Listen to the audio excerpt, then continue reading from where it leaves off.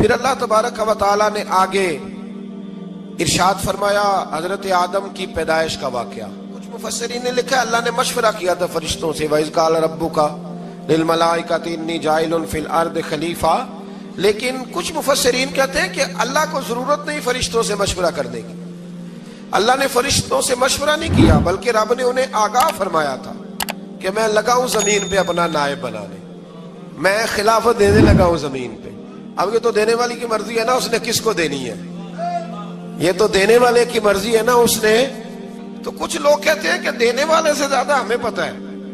تو فرشتوں کو بھی یہ اجتہادی خطا ہو گئی، کہنے لگے یا اللہ اسے نہ بنانا، یہ فساد کرے گا، یہ خون ریزیاں کرے گا. تو اللہ نے فرمایا جو میں جانتا ہوں وہ تم. اللہ اکبر. امام راضی فرماتے ہیں جب رمضان آتا ہے تو اللہ فرشتوں سے کہتا ہے ذرا یہ کھول کے دروازے دیکھو نا یہ زمین پہ کیا کر رہے ہیں. تم تو کہتے تھے فساد کریں گے اور یہ سارے تراویحاں پڑھ رہے ہیں. تم تو گویا کہتے تھے فساد کریں گے اور یہ تو دیکھو گویا رمضان کے روزے رکھ رہے ہیں، یہ تو میری یاد میں نکلے ہوئے. تم کچھ کہتے تھے اور دیکھو میں نے تمہیں کہا تھا نا جو میں جانتا ہوں وہ تم. اللہ نے پھر حضرت آدم علیہ السلام کو تمام زمانے کے علوم عطا کیے، علم سکھا لیا. تو فرشتوں سے کہا تم بھی ان چیزوں کے نام بتاؤ، تو وہ بتا سکے نہیں. اللہ نے فرمایا اب اس طرح کرو آدم کو سجدہ کرو. سب نے سجدہ کیا سوائے وہ. کہنے لگا یا اللہ صرف تجھے ہی کرنا ہے. کرنا بھی صرف اللہ کو چاہیے، پر رب کے آگے بھی جھکنا چاہیے، اور جس کے سامنے رب جھکائے نا وہاں بھی. اور یہ جو عاجزی ہے نا، یہ جو جھکنا ہے، یہ علم کے آگے ہے. ہماری مصیبت یہ ہے کہ ہم علم کے آگے بھی گردن جھکانے کو تیار نہیں ہوتے، وہاں بھی ہم خود عالم فاضل بن جاتے. تو فرمایا کہ سب سے کہا سجدہ کرو. سب نے سجدہ کیا سوائے ابلیس کے. تو پھر ہوا کیا وکان من الکافرین، وہ کافروں میں سے ہو گیا. پھر اللہ نے حضرت آدم کو اور جناب حوا کو نا مقام دے دیا جنت میں رہنے کے لیے، اور کہا سارا کچھ کھانا، درخت کے قریب نہ جانا. ابھی آپ کسی سے کہہ دیں تھوڑا سا کہ پیچھے نہ دیکھنا، یعنی اگر میری سمجھ لیں ادب کی وجہ سے کوئی 1.5-2 منٹ یا 6 منٹ نہیں بھی نہ دیکھے گا تو سوچے گا ضرور کہ پتہ نہیں اب پیچھے کیا ہے، مصیبت کیا ہے. یعنی آپ کہہ کے دیکھ لیں کسی کو پیچھے نہ دیکھنا. فطرت ہے نا انسان کی، وہ جستجو کرتا ہے. کہا اس درخت کے پاس نہ جانا. تو حضرت حوا سلام اللہ علیہ کہتے ہیں دل میں خیال رہتا تھا کہ آخر ہے کیا درخت کے پاس. یہی انسان کا عقیدہ توحید ہے کہ جہاں سے رب منع کر دے وہاں وہ منع ہو جائے. اور یہ ان کی خطا نہیں تھی، یہ اللہ کی حکمت تھی، چونکہ رب نے تو پہلے کہہ دیا تھا بنایا ہی زمین کے لیے، تو یہ تو سارا کچھ ہونا تھا تو زمین پہ آنا تھا نا. تو حضرت حوا اور جناب آدم کے پاس شیطان آیا. اب اس کو نکال تو دیا تھا پر ابھی اس کا جنت میں آنا جانا بند نہیں ہوا تھا، یہ بھی اللہ کی حکمت تھی. تو وہ کہنے لگا تمہیں پتہ ہے بعد میں مر جاؤ گے.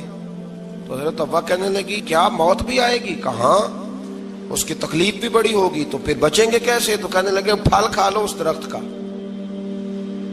تو بچنے کے لیے پھل کھایا تھا. جس طرح لوگ آج بہت سارے کام بچنے کے لیے کرتے ہیں پر بچ سکتے، بچنے کے لیے پھل کھایا. تو اللہ نے فرمایا زمین پہ چلے جاؤ. تو حضرت آدم زمین پہ آئے. پھر کئی 100 سال روتے رہے. فَتَلَقَّى آدَمُ مِن رَبِّهِ کَلِمَاتٍ. تو پھر اللہ نے خود ہی جناب آدم کو کچھ کلمے سکھائے. علامہ اسماعیل حقی فرماتے ہیں وہ کلمے یہ تھے کہ حضرت آدم نے میرے نبی کا وسیلہ پیش کیا، اللہ کریم نے جناب آدم کی دعا کو مقبول فرما لیا. پھر آگے بنی اسرائیل کا ذکر آ جاتا ہے. اللہ تعالیٰ نے بنی اسرائیل، آج آپ اسی قوم کو یہودی کہتے ہیں، ان کو اللہ نے اس زمانے میں فضیلت عطا کی تھی بہت زیادہ. تو عرب کے اندر جب نبی پاک علیہ السلام نے اعلان نبوت کیا تو کچھ لوگوں نے یہ کہہ دیا کہ اگر یہ یہودی کلمہ پڑھ لیں گے تو ہم بھی پڑھ لیں گے. تو پھر اللہ نے انہیں یاد کرایا کہ تم اصل میں کیا ہو، تمہیں کلمہ پڑھنا چاہیے. تو اہل یہود کا تذکرہ کرتے کرتے رب کریم نے ایک بات یہ بھی ارشاد فرمائی کہ تم لوگوں کو تو کہتے رہے ہو کہ وہ نبی آنے والے ہیں، وہ نبی آنے والے ہیں، اور جب آ گئے ہیں تو ماننے کو تیار نہیں ہو. تو فرمایا تأمرون الناس بالبر وتنسون انفسکم وانتم تتلون الکتاب. لوگوں کو بھلائی کا حکم دیتے ہو اور اپنے آپ کو بھول جاتے ہو. افلا تعقلون، تمہیں عقل نہیں؟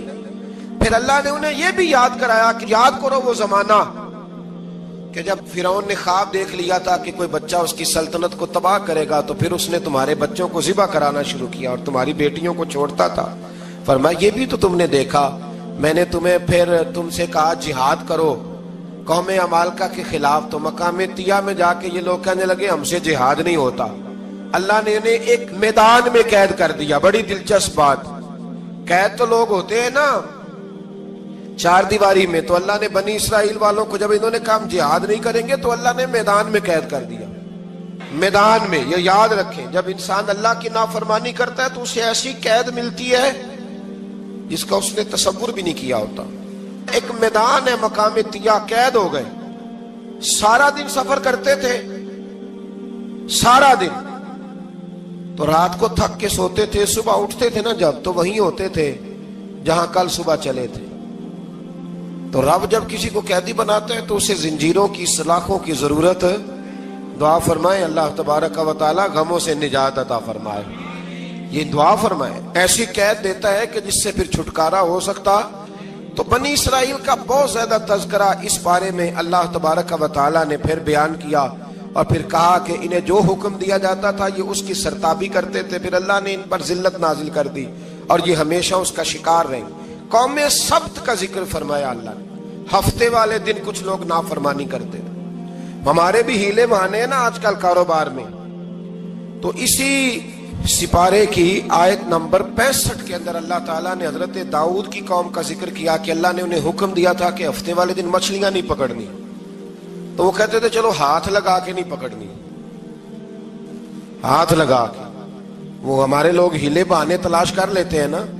وہ بڑے جناب انشورنس والا آ گیا, اب وہ بینک والا آ گیا, وہ فلانے صاحب آ گئے, وہ تروڑ مروڑ کے کہانیاں باتیں, اور پھر ہمیں بھی رستے مل جاتے ہیں بچنے کے. مفتی صاحب نے کہہ دیا تھا ایک مولانا سے میں نے ان کو کہا ہفتے والے دن مچھلیاں نہیں پکڑنے کا. نہیں پکڑتے, چھوٹے چھوٹے حوض بنا لیے. تو مچھلیاں زیادہ آتی تھی اس دن, یہ بھی اللہ کی قدرت تھی. نماز کے وقت گاہک زیادہ آتے ہیں, یہ اس کی قدرت ہوتی ہے.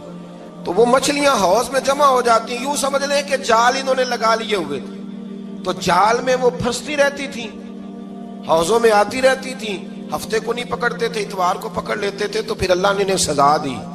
فرمایا تماشے کرتے ہو اللہ کے حکم کے ساتھ. کیا سزا دی؟ فَقُلْنَا لَهُمْ كُونُوا قِرَادَةً خَاسِئِينَ. فرمایا بندر بن جاؤ دھتکارے ہوئے. جو رزق حرام طریقے سے کماتے تھے رب انہیں بندر بنا دیتا تھا. ابھی بھی میں نے دیکھے ہیں بڑے بڑے تاجر پاگلوں جیسی زندگی گزار رہے ہیں. نفسیاتی طور پہ سکون نہیں ہے, کروڑوں روپیہ پڑا ہے. کیوں؟ اس لیے کہ رب کے بتائے ہوئے طریقے کے مطابق تجارت نہیں کرتے. آگے ایک اور دلچسپ بات آ گئی. بنی اسرائیل کے اندر نا ایک شخص نے اپنے چچا کو قتل کر دیا جائیداد کے لیے. یہ دیکھیں کب سے لوگ جائیداد کے لیے قتل کرتے آ رہے ہیں. چچا کو قتل کر دیا, اور قتل کر کے حضرت موسیٰ علیہ السلام کے پاس آئے کہ میرے چچا کو کسی نے قتل کر دیا ہے, تو بتائیں کیا کرنا ہے. تو آپ نے فرمایا کہ گائے ذبح کرو اور اس کا ایک ٹکڑا مقتول کو مارو, مرنے والے کو. وہ خود اٹھ کے بتا دے گا مجھے کس نے قتل کیا ہے. اب ارادہ نہیں تھا گائے ذبح کرنے کا تو بہانے کرنے لگے. ارادہ نہیں نہ ہوتا تو پھر کیا ہوتے ہیں, کہنے لگے گائے کس طرح کی ہو, بوڑھی ہو کہ بچی ہو, رنگ کیسا ہو, جوان ہو کہ چھوٹی ہو, حال میں ایک دفعہ چلنا سیکھ گئی ہو یا ابھی نہ سیکھی ہو. تو بتاتے گئے تو رب بھی شرطیں بیان کرتا گیا. گہرے زرد رنگ کی ہو, حال کے اندر اسے نہ چلایا گیا ہو, پانی نہ نکالا گیا ہو, نہ بچی ہو نہ جوان ہو, اس کے درمیان ہو. یہ ساری شرطیں کہاں پائی جاتی تھی؟ حضرت موسیٰ علیہ السلام کی قوم کا ایک شخص تھا جو اللہ کا ولی تھا. وہ جب انتقال کرنے لگا نا, اللہ اکبر, دیکھو رب ولیوں کی اولادوں پر بھی کتنا فضل فرماتا ہے. وہ جب انتقال کرنے لگا تو ایک اس کے پاس چھوٹی سی بچیا تھی, گائے کی بچی. اس نے جنگل میں چھوڑ دی. کہنے لگا یا اللہ میں تیرے نام پہ چھوڑتا ہوں, میرا بچہ جوان ہو جائے تو اسے دے دینا, اور تو سرمایہ ہی کوئی نہیں. بچہ بڑا ہوا تو بچہ بھی بڑا نیک تھا, اپنی ماں کا بڑا فرما بردار تھا. اس کی ماں نے کہا بیٹا تیرے باپ نے ایک گائے چھوڑی تھی. تو بچہ جنگل میں گیا اور جا کے کہنے لگا اے اللہ میری گائے مجھ سے ملا دے. تو رب کریم نے وہ گائے واپس کر دی. وہ گائے گھر لے آیا. اب وہ کہنے لگا اما بیچ دوں، تو اما کہنے لگی بیٹا میرے پوچھے بغیر نہ بیچنا۔ کئی دفعہ گاہک لگے پر اس نے کہا جب تک میری اما نہ کہے گی میں بیچوں گا۔ ادھر بنی اسرائیل والے شرطیں جتنی گائے کے بارے میں پوچھ چکے تھے وہ ساری اسی گائے میں پائی جاتی تھی، تو یہ ڈھونڈتے ڈھونڈتے وہاں پہنچ گئے، تو کہنے لگے گائے چاہیے، تو اس نے کہا بھی تمہاری مرضی سے نہیں، قیمت میری مرضی کی۔ ایک مفسر نے تو یہاں تک لکھا ہے کہ اس نے کہا گائے ذبح کر کے نا، تو جتنا گائے کے اندر گوشت ہوگا نا اتنا ہی کھال کے اندر تم مجھے مال بھر کے دو گے، اتنے سکے بھر کے دو گے، اتنی اشرفیاں بھر کے دو گے تو پھر تمہیں گائے دوں گا۔ تو پھر یہ گائے انہیں ملی اور یہ گائے لے کر کے آئے۔ زیادہ سوالات نہ کرتے تو زیادہ الجھتے نہ۔ ہم بھی دین کے معاملے میں بڑے سوال جواب کرتے ہیں۔